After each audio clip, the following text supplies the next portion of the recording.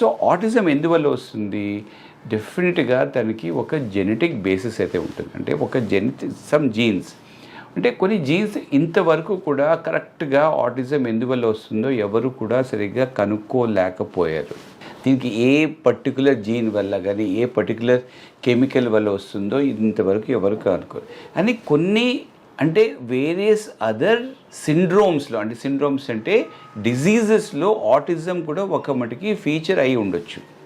అంటే మనిషికి suppose physical abnormalities ఉన్నప్పుడు, సరిగ్గా బాడీ ఫామ్ అవ్వనప్పుడు, బ్రెయిన్ సరిగ్గా తయారవ్వనప్పుడు, or some kind of other issues ఉన్నప్పుడు, అంటే వాళ్ళు కరెక్ట్గా టైంకి కూర్చోవడం, నిలబడ్డము, ఇలాంటివన్నీ లేనప్పుడు, అంటే వాళ్ళ ఫిజికల్ ఎపీరెన్స్ కానీ లేకపోతే డెవలప్మెంట్ కానీ సరిగ్గా లేనప్పుడు అట్లాంటి పిల్లలకి వేరే అదర్ జెనెటిక్ ప్రాబ్లమ్స్ ఉండొచ్చు అన్నమాట.